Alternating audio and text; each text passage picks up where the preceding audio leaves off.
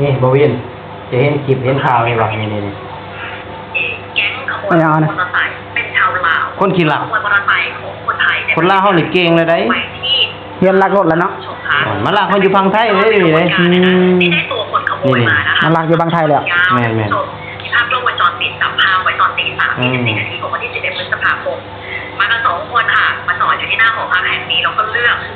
เอารถคันที่ไม่ได้ล็อกคอนะคะแล้วก็ใช้อุปกรณ์ที่เตรียมมาสำหรับรถขี่ออกไปจอดด้านข้างนะคะคือคลิปนี้ก็ที่ว่าเกี่ยวข้องก็คือแบบว่าคนลาวบ้านเฮานี่แต่ว่ามาในรูปแบบของนักท่องเที่ยวบ่หรือเป็นแรงงานบ่มาแล้วก็มาสร้างความเดือดร้อนมาหาขโมยรถอยู่บ้านเขาเป็นโจรเนาะเป็นโจรเพื่อส่งไปขายอยู่ฝั่งลาวทำเป็นกระบวนการเลยเด้เป็นเก่งเลยเป็นแก่งไปทำเป็นกระบวนการเลยแหละเก่งเลยนะแต่ว่ารถนี่ก็ต้องเลือกยี่ห้อนั้นยี่ห้อนี้ตามออเดอร์สั่งเลยว่าจะเอารถแบบนี้มีบ่รุ่นใดเขานิยมแม่นแล้วแบบว่าเฮามาเห็นคลิปนี้นะในฐานะที่เจ้ามาอยู่เมืองไทยเจ้ามาทำงานแบบว่าประเทศไทยนี่ให้อีหยังเจ้าหลายๆอย่างจะเห็นคลิปแบบนี้ที่คนลาวเฮาเฮ็ดนี่เจ้า คิดจังได๋โอ้ก็บ่ค่อยอันนั้นปานใดได้สนับสนุนปานใดในเรื่องนี้เด้เพราะว่ามันเป็นโจรแบบว่าเฮามาข้ามลักอยู่ประเทศไทยเนาะว่าง่ายๆก็คือหากินบนความเดือดร้อนของคนอื่นแม่นแล้วก็เกิดมาเป็นคนนี่สิเฮ็ดได้แต่ซำนี้บ่นะความคิดหั่นนะความคิดได้แต่ซำนี้บ่แบบว่างานอื่นก็มีคือบ่เฮ็ดเป็นหยังต้องเลือกแบบต้องลักรถนะก็อาศัยแบบว่าหากินง่ายแล้วบัดนี้คนอื่นเขากว่าเขาสิได้รถมาแต่ละคันมันบ่แม่นเรื่องง่ายเด้กว่าสิพรจบกว่าจะหาเงินเป็นก้อนซื้อรถมาขี่แม่นแล้วเจ้ามาลักของเพิ่นแบบนี้มันแบบว่าเกินไปอีหลีแล้วบัดนี้เฮามาสังเกตในหมู่บ้านเฮานี่ส่วนหลายรถนี่เป็นรถมาแต่ไทยนี่ส่วนหลายนี่สิเป็นรถแบบว่าบ่มีหนังสือเด้รถเถื่อนแล้วก็ตามหมู่บ้านตามชนบทตามอันน่ะเขาสิพากันใช้แล้วก็เขาจะบ่ขี่เขาในเมืองเขาฉลาดเพราะว่าย่านตำรวจลาวนี่กักเด้บางรถก็บ่มีป้ายนะพี่น้องเนาะแต่พี่น้องฮู้บ่ว่าการที่พี่น้องลาวเฮาซื้อรถเถื่อนขี่ซื้อรถที่บ่มีเอกสารอีหยังจังซี่พี่น้องภาษีก็บ่ได้เด้บ้านเฮาภาษีน้ำของน้ำเข้าแบบว่าภาษีต่ออีหยังนี่ก็บ่ได้เด้รถเถื่อนแบบว่าภาครัฐก็บ่ได้นำเฮาได้นี่แหละแบบว่าพวกนี้แบบว่ารถลักมากพี่น้องนะรถลักมากคือข้อเสียพี่น้อง1เลยจะบ่ได้เสียภาษีให้ภาครัฐจะเฮ็ดจังซี่นะถ้าว่าเกิดหยังขึ้นแม่นเจ้ามีแต่โทษกับโทษนะแม่นรถก็รถเถื่อนบาดแม่นรถก็รถเถื่อนรถบ่มีหนังสือบ่มีป้ายเอามาแต่ไสจักเอามาแต่ไสจักรถไปก่อคดีหยังมานั่นแหละเลือดร้อนใหญ่อีกบาดแต่ว่าข่อยเห็นนะในมุมในสังคมแถวบ้านข่อยจะมีคนแบบว่ามาถามได้ว่าสิเอารถยี่ห้อนี่มาเสนอราคาเขาบ่แท็กซี่รุ่นนี้ใครอยากได้รุ่นใดแล้วบอกสิเอามาให้หามาให้เป็นอันนี้ได้ไหนมีคือกันแถวบ้านก่อนตะกี้ก็เคยเห็นนะเห็นอยู่แต่แบบว่าตอนเขาอยู่บ้านนี่พอพระเจ้าก็มีหรือบ่หัวต่อเด้หัวต่อแบบว่ามาหัวต่อเขาทำเป็นกระบวนการได้บอกมาวินเขามีพรรคพวกเขาแม่นนี่แหละแบบว่าคนหนึ่งก็มาอยู่เมืองไทยเนาะคือทำข่าวนี่แหละมาอยู่เมืองไทยแล้วก็มาหาแบบว่าเช่าห้องอยู่แล้วก็ขึ้นมากระตะเวียนหาหลักเลยได้หาหลักขี่รถอาชีพทำเป็นอาชีพเลยนะตามห้องเช่าห้องยังแม่นคือแบบว่าอยู่บ้านต้องการรถยี่ห้อนี้ตังเว้นนี่มาเบิ่งว่าจอดอยู่ไสยี่ห้อยังว่าง่ายว่าห้องพักได้มีรถมอเตอร์ไซค์จอดหลายแต่ตังเว้นมาแล้วก็ไม้ไว้กลางคืนแบบวันนี้เที่ยงคืนตี 1วันนี้ก็ไปได้เวลาคนนอนคนเงียบๆเนาะแม่นวันนี้ก็มาสร้างความเดือดร้อนรำคาญให้กับพี่น้องคนไทยนี่คนไทยพร้อมแล้วก็มาหาหลักมาหาขโมยวันนี้เขาออกข่าวว่าจับได้วันนี้ก็ชาวลาวอับอายขายที่หน้ามั้ยเป็นที่แหละพี่น้องคนลาวเฮาเสียชื่อมั้ยพี่น้องกันเฮ็ดเงินนี่มาอยู่เมืองไทยนี่แต่ว่าลาวออกข่าวจะโอ้คนลาวชื่นชมเป็นแบบนู้นแบบนี้คนลาวตะเวนขโมยรถมอเตอร์ไซค์เพื่อส่งนำไปขายที่ลาวทำเป็นกระบวนการแต่ฮู้สึกจังได๋บัดนี้จะเป็นคนลาวก็ครับมันสิเฮ็ดดีบ่เป็นบ่คนเฮานี่แต่ว่าคิดได้เฮาก็แบบมันอยากหายแล้วเนาะแบบมันเห็นในช่วงไหนชาวลาวขโมยโทรศัพท์มือถือที่สนามบินสุวรรณภูมิตอนเป็นข่าวตอนนั้นบ่แม่นอันนั้นก็ลาวอีกเริ่มแล้วได้คุมื้อนี้เริ่มแล้วมีแต่ว่าลักพันลักหนีคนลาวไปว่าคนลาวทำประโยชน์นู้นประโยชน์นี้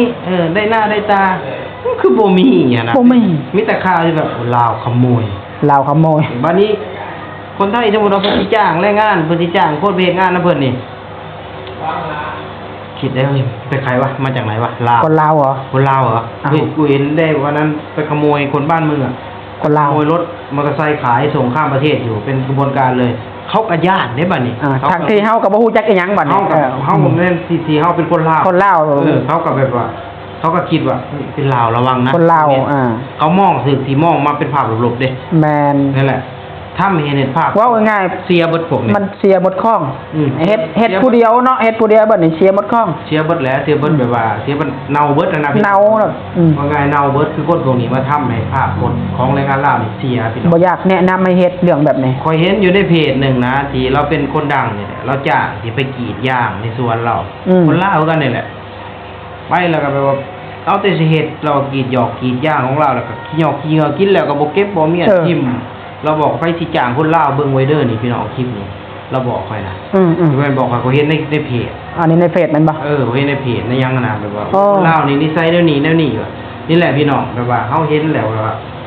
เป็นหยังคนลาวเฮาคือต้องแบบว่า สร้างแบบนี้เนาะ คือเสียงหลบๆให้กับตัวเองพี่น้อง อืม คือทำลายตัวเองแทนที่มาอยู่ประเทศไทยนี่ก็โอ้ได้งานเฮ็ดได้เงินเนาะ แม่น หลายๆผู้หลายๆคนแต่ว่ากับบางคนกลับมาแบบว่าทำลายชื่อเสียงของแรงงานลาวเลย ทำลายคน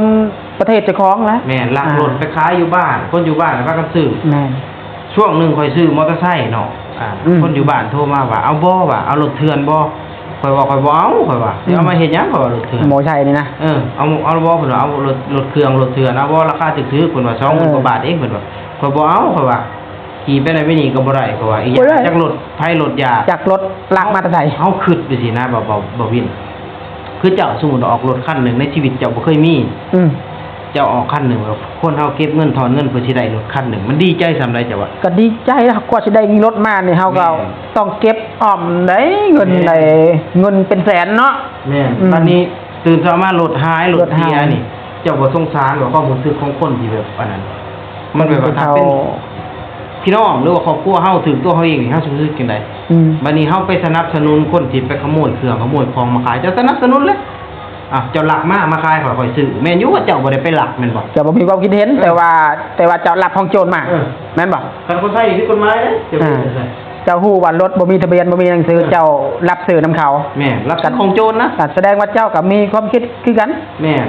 สนับสนุนเขา แม่สนับสนุนก็คือผิดกับสื่อของโจร รับซื้อของโจร ถ้าเป็นกฎหมายทางพี่น้องฝั่งไทยจักแม่นจักบ่แม่นนะก่อน ถ้าอยู่ฝั่งไทยนี่โดน โดน โดนหมด แต่ว่าเฮาน่ะไปสนับสนุนเขาแบบใด อืม คือคนลาวพี่น้องลาวบ้านเฮาน่ะเขาฮู้อยู่เขารถบ่ถูกกฎหมายมาขายเฮา ทางที่ก็ฮู้อยู่ว่าบ่มีทะเบียน เฮาก็ยังซื้อมาใช้ เป็นยังซื้อยังกล้าครับ ยังซื้อมาใช้แล้วบัดนี้บ่คืออินต้นเพราะคนที่เขามีรถมีหยังกว่าเขาสิหาเงินได้ไปซื้อ คนที่เขาตั้งหลักตั้งหยัง อืม ซื้อรถเนาะ มันบ่ถือของพวกเฮาก็บ่ฮู้แม่นบ่แต่ถ้ามันถือของพวกเฮาสิรู้สึกจังไดหั่นน่ะ บ่คิดว่าเรื่องรถเนาะพัดลมพัดลมนี่ชื่อหายเฮาก็ยังแบบบ่พอใจแบบว่า แม่น เสียใจแล้ว แม่นแล้วก็ อืม แบบว่าคือแบบนี้นะบ่วิน สมมุติว่าเจะซื้อเขาไปแล้วเจะใช้บัดนี้พระสอบพระซีส่งให้รองให้หลักเจ้าก็บ่ได้อันน่ะ บ่ได้ส่ง ซีนำของนำเขาเจ้าก็บ่ได้ส่ง บ่มีใบ ใส่ถนนหนทางก็ใส่ถนนหลัก บ่มีใบหยัง คือ เนาะ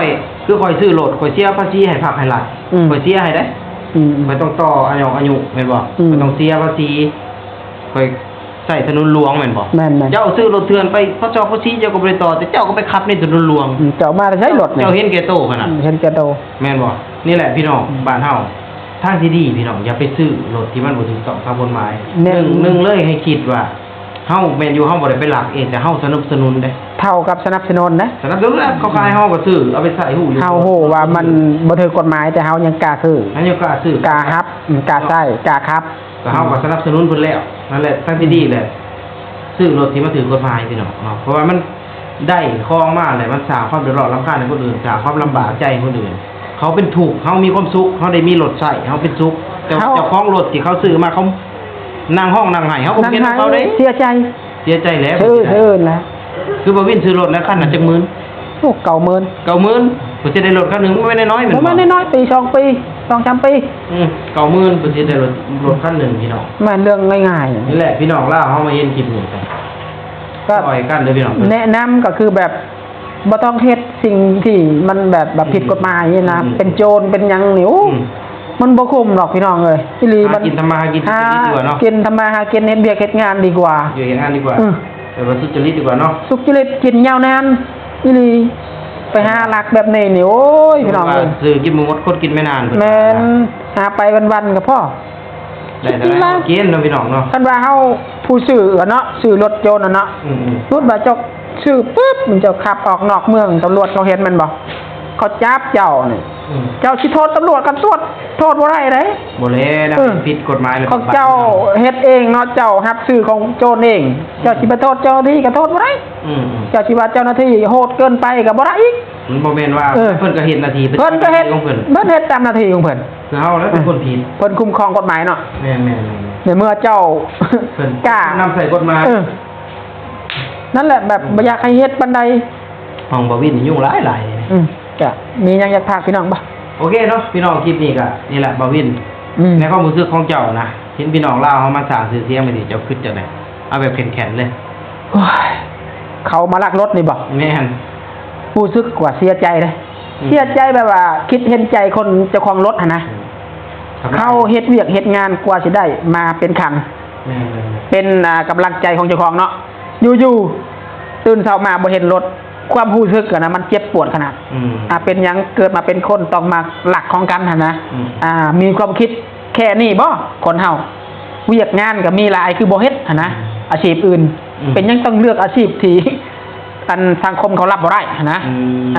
โอเค ได้บ่ เนาะก็ฝากไว้เรื่องนี้เนาะพี่น้องเนาะก็สิเฮ็ดจังได๋ก็ฝากทุกคนคอมเมนต์เข้ามาพี่น้องสองคนบอกเฮาก็เป็นกระบอกเสียงน้อยๆเนาะเพื่อว่าอยากให้พี่น้องลาวเฮานี่อย่าไปซื้อรถที่บ่ถูกกฎหมายนะหนึ่งเลยคือเจ้าใช้ถนนผักถนนหลักเขตไทยถนนหลวงมันบ่ดีดอก เสียภาษีให้ผักให้รัฐอันนี้เจ้าซื้อรถเถื่อนมาเจ้าบ่เสียเนาะพี่น้องเนาะเนาะมันทำเป็นกระบวนการพี่น้องฝากประเทศนี้พี่น้องคือเรียนจังได๋ก็คอมเมนต์มาพี่น้องหลักสื่อของโจรบ่ดี แม่นๆครับขอบคุณ FC ทุกคนที่รับชมคลิปพี่น้องสบายดีพี่น้อง สบายดี สวัสดีครับ